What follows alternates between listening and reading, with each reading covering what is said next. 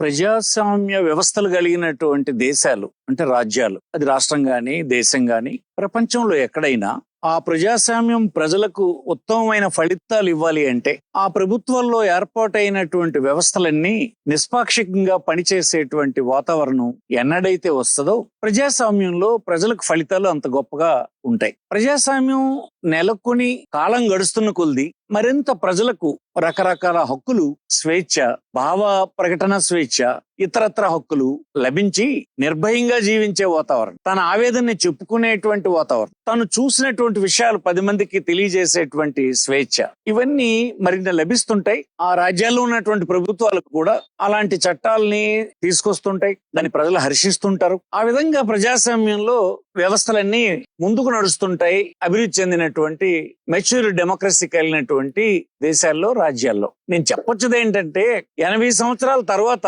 మన రాష్ట్రంలో వెనక్కి వెళ్తున్నామని అనిపిస్తుంది. పౌరుల హక్కుల్ని హరించేటువంటి కార్యక్రమం, ప్రజాస్వామ్యంలో ప్రతిపక్షం పని చేయకూడదు అనేటువంటి వాతావరణం, ప్రజలకు ఏమీ తెలియనివ్వకూడదు అన్నటువంటి పాలకులు భయభ్రాంతులు చేసి ప్రభుత్వంలో ఉండేటువంటి వ్యవస్థల్ని అధికారంలో ఉన్నటువంటి వారి చేతుల్లోకి లాక్కోవటం, ఆ వ్యవస్థల్ని ఇండిపెండెంట్ గా పని చేయనివ్వకపోవడం, ఇదంతా ప్రజాస్వామ్యంలో తిరోగమనం అయినటువంటి చర్య. మన రాష్ట్రంలో నేడు ఇదే నాకు కనిపిస్తుంది. అలాంటి ఒక 40 సంవత్సరాల ప్రజా జీవితంలో ఉన్నటువంటి వాడిని ఒక రకమైనటువంటి పబ్లిక్ సర్వెంట్ గానో, కాకపోతే ఒక సోషల్ వర్కర్ గానో, ఒక రాజకీయ పార్టీ కార్యకర్త గానో పనిచేసిన సందర్భాల్లో డిటీరియేట్ అయిపోతున్నది అన్నది నాకు కనిపిస్తుంది. రాను రాను ఇంకా డిటీరియేట్ అయిపోతుందా అన్నట్టు అనిపిస్తుంది. ఈనాడు సాక్షాత్తు ఈ రాష్ట్రంలో ఉండేటువంటి ముఖ్యమంత్రి గారు లేరు, వారి తనయులు మొత్తం పరిపాలన అంతటిని వారిగా ఆపాదించుకొని, ఒక కుటుంబానికి ఆపాదించుకొని, మా వ్యతిరేకులైనటువంటి వాళ్ళందరినీ కూడా మేము ఈ రాష్ట్రంలో వారిని హింసిస్తాము, అల్లరి చేస్తాము, నోరెత్తకుండా చేస్తాము, చివరికి ప్రధాన ప్రతిపక్షంలో పనిచేస్తున్నటువంటి వారందరినీ అల్లరి చేసే కార్యక్రమం చేస్తున్నారు. చీఫ్ మినిస్టర్ కుమారులైనటువంటి లోకేష్ గారు ఆయన నేరుగానే పబ్లిక్ గానే చెప్తున్నారు, రెడ్ బుక్ అనేది పెట్టుకున్నాం, ఆ రెడ్ బుక్ లో ఉన్నటువంటి వారిని అందరినీ వేధిస్తాం, ఇదే మా పరిపాలన తీరు. ఇదే దేశంలో ఇంకొక 29 రాష్ట్రాలు ఉన్నాయి. ఎక్కడైనా ఇలాంటి పరిపాలన ఉందా? మీకు మీరు ప్రశ్నించుకోండి. కనీసం ప్రజాస్వామ్యంలో ఇది తగునా? 80 సంవత్సరాల ప్రజాస్వామ్య వ్యవస్థలో మనం దిగజారిపోతున్నట్టు అనిపించడం లేదా? మీకు వ్యతిరేకులు ఎవరుంటే వాళ్ళు నోరెత్తకూడదా? వారు మాట్లాడకూడదా? ఈ రాజ్యాంగం కల్పించినటువంటి ఏ స్వేచ్ఛ వారికి లేదా?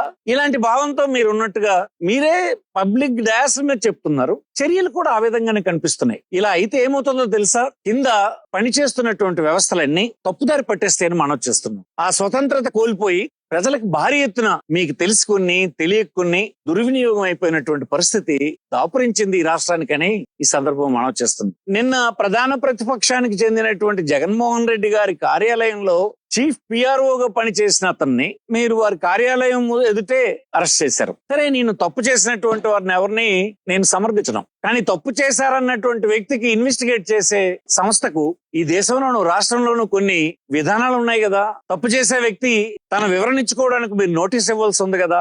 నోటీస్ తర్వాత మీరు సాక్ష్యాధారాలు సేకరించవలసి ఉంది కదా. రెక్కి నిర్వహించి తీవ్రవాదుల్ని మీరు వెంటాడినట్టు వేటాడి వాళ్ళ ఇళ్లలో దూరి భయభ్రాంతులు చేసి వారి వద్దున్నటువంటి సెల్ ఫోన్ ని, ల్యాప్టాప్ ని లాక్కుని అందులో సమాచారం కోసం తాపత్రయపడుతూ, ఇదంతా కరెక్ట్ అయినా మీకు అనిపిస్తుందా అని అడుగుతున్నాను. నేను 40 సంవత్సరాల్లో చిన్నప్పటి నుంచి ఈ జిల్లాలో చూశాను. కాంగ్రెస్ ఇక్కడ చాలా బలహీనంగా ఉండేది. నేను కాంగ్రెస్ వాదిని కనుక కాంగ్రెస్ లో పనిచేసేవాడు. చేస్తున్న రోజుల్లో ప్రధానమైనటువంటి అధికార పార్టీకి నేను ఒకడిని ఇక్కడైతే 10 మంది ఏమహేమీలు అధికారంలో ఉన్నటువంటి వాళ్ళు ఉండేవారు. నేను ఏ విమర్శలు చేసినా ఎప్పుడు మమ్మల్ని ఇంత ఘోరంగా, ఇంత అవమానకరంగా వ్యవస్థలని చేతిలో తీసుకుని రాజ్యాంగ విరుద్ధంగా, చట్ట విరుద్ధంగా హింసించే కార్యక్రమం ఎప్పుడు గత 40 సంవత్సరాల్లో నేను చూడలే. ఎవరి అభిప్రాయాలు వాళ్ళు చెప్పేవారు, ప్రజలు అందులో సమాచారాన్ని తీసుకునేవారు, అన్ని వాదనలు వినేవారు, సమయం వచ్చినప్పుడు వారి తీర్పు వాళ్ళు ఇచ్చేవారు. చంద్రబాబు నాయుడు గారు గాని, వారి కుమారులు గాని, మీరు నెక్స్ట్ జనరేషన్ ఏమి ఇస్తున్నారు? మీరు ఏమి సమాచారం ఇస్తున్నారు? ఏమి సందేశం ఇస్తున్నారు? పరిపాలన అంటే ఇదేనా అనుకుంటున్నారా? దీనివల్ల మెజారిటీ ప్రజలకు ఎప్పుడైనా మేలు జరుగుద్ది అనుకుంటున్నారా? ఇలాంటి పరిపాలన చేసిన వాళ్ళు ఎవరైనా మళ్ళీ అధికారంలోకి వచ్చే అవకాశం ఉందనుకుంటున్నారా? ఇది కాదని మీకు మనం చేస్తాం. నెక్స్ట్ జనరేషన్ మీరు ఇస్తున్నటువంటి సందేశం తప్పు.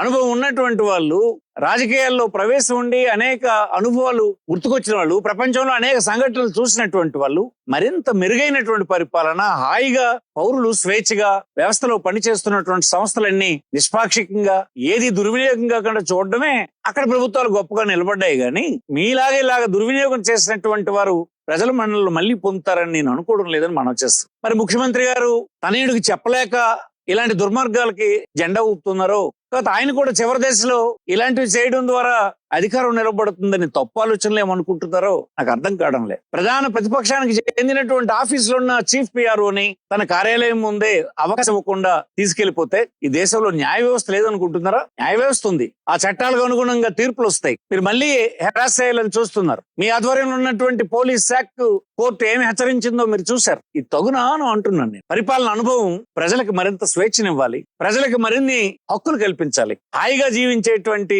వారి జీవన ప్రమాణాలు పెంచే నిర్ణయాలు చేయాలి. కేవలం మీద కుటుంబ పరిపాలన మాదిరిగా హింసించి ద్వేషించి ఇదేదో ఒకరిద్దరు కుటుంబాలకు సంబంధించిన అంశం కింద రాష్ట్ర ప్రభుత్వ పరిపాలనని దిగజార్చే స్థితిని మేము తీవ్రంగా ఖండిస్తున్నాం. ఇది మంచిది కాదని మనం చేస్తున్నాం. ఇలాంటి పరిస్థితులు పునరావృతం అవ్వకూడదని ఇప్పటికైనా మీరు గ్రహించాలని ఈ సందర్భం కోరుతున్నా. మీరు ఎవరైనా శిక్షించాలనుకుంటే చట్టం ఉంది, లా ఉంది, ప్రొసీజర్ ఫాలో అవ్వండి, వారిని దోషులుగా నిలబెట్టండి. మా ఉద్దేశం తప్పు చేసినటువంటి వారిని రక్షించమని చెప్పేదానికి కాదు. దానికి కూడా మనం తయారు చేసుకున్నటువంటి ప్రొసీజర్ ఉంది. ఆ ప్రొసీజర్ ఫాలో అవ్వాల్సిన అవసరం ఉంది. న్యాయ వ్యవస్థను గౌరవించాల్సినటువంటి అవసరం ఉంది. అవన్నీ అధిగమించి చేయడం ఏదో ఒక రోజు ఇలాంటి దుర్మార్గాలు చేసినటువంటి వాళ్ళని మింగేస్తుందని మనం చేస్తున్నాం. ఇది కరెక్ట్ కాదు. చక్కగా సవ్యంగా ఈ దేశంలో ఇతర రాష్ట్రాల్లో జరుగుతున్న పరిపాలనని మీరు చూసైనా నేర్చుకోవాల్సినటువంటి అవసరం ఉందని ఈ సందర్భంగా ప్రభుత్వాన్ని, దాన్ని నడుపుతున్నటువంటి పెద్దల్ని ఈ సందర్భంగా హెచ్చరిస్తూ ఉన్నాను. నమస్కారం.